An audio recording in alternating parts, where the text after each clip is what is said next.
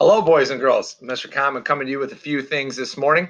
I want to talk about how we found out yesterday that we will not be returning the baton before the end of this school year. We will finish out the school year remotely, so we'll talk about that. I want to quickly talk about a Google Classroom that I invited everyone to earlier this morning, and also make sure that we recognize birthdays. We have some belated birthdays to catch up on, as well as a birthday to celebrate today.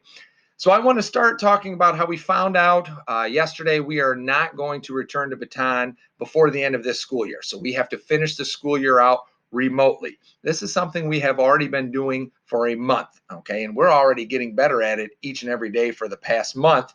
But I do understand that that is going to have help. People are going to have different feelings about it. Okay, some people may be excited about that. Maybe they love this remote learning and they're excited that we're going to finish the school year out this way.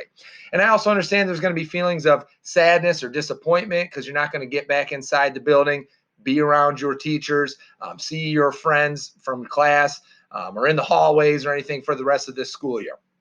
We will get back to it. We just know it won't be before this school year is over. And we have to accept that, and we have to prepare ourselves to continue learning, continue to getting better each and every day, even though we have to do this remotely. So what I want to bring up here is something I've covered before, which are this E plus R equals O. And if this is something you've already seen, because I've put it on videos before, you've already started pressing pause for this event that school is going to continue remotely for the rest of the year before it even happened. If you haven't seen this yet, well, we're pressing pause right now so we can get a focus on the outcome we want and what it is we need to do to respond to get to that outcome. So our outcome is we want to get better every day. Our event, we're going to continue school remotely. We don't have a choice on that, but we do have a choice if we want to get better every day. How are we going to do that? This is how we need to respond. Do the work. That means you need to work hard on your remote learning. Give your best effort. Trying all the things that teachers are asking you to do. Okay, you're going to have to be able to embrace challenges. Get excited. Want to get better at that stuff and accomplish those challenges. Don't run away from them, right? Don't just say it's too tough, it's hard, it's a challenge, I'm leaving. Let's do our best to embrace it and do your best on them. Be gritty, never quit. When things get hard, you don't quit. When you fail at times, because there are times we're not perfect, you don't quit. You just keep going. You keep trying no matter how long it takes. That's being gritty, and that's not quitting. And then finally, the other response we have to make sure we give is to stay connected with your teachers. Okay, stay connected through Google Classroom, through your emails, through the Google Meets that you may be having. Staying connected with them is going to help you get better every day.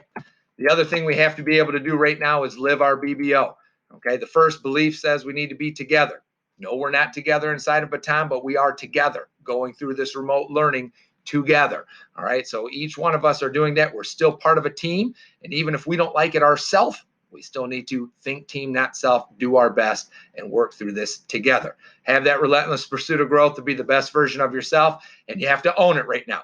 We have to find solutions to continue learning, to continue getting better, and that means we can't blame or complain because we're not going back to the school building, because that's not going to help us to get better. Okay, we have to own it, find those solutions, do the best we can to keep improving. Okay, another thing that I'm doing, I'm putting up my email right here as I've started a Google Classroom that's about the R factor that's going to help us make the most or the best above the line choices that we can, those disciplined responses, and we're going to need those right now as we continue working through this remotely. So that classroom that I have sent out to everyone, there's nothing that is required. You don't have to do it, but it is something that I think can help everyone continue to get better and go over the things we started the first 4 days of school and then continued on each and every day after it. So right now up in the classroom is stuff about E plus R equals O, and starting with the first discipline, pressing pause, and then we'll continue adding disciplines each week.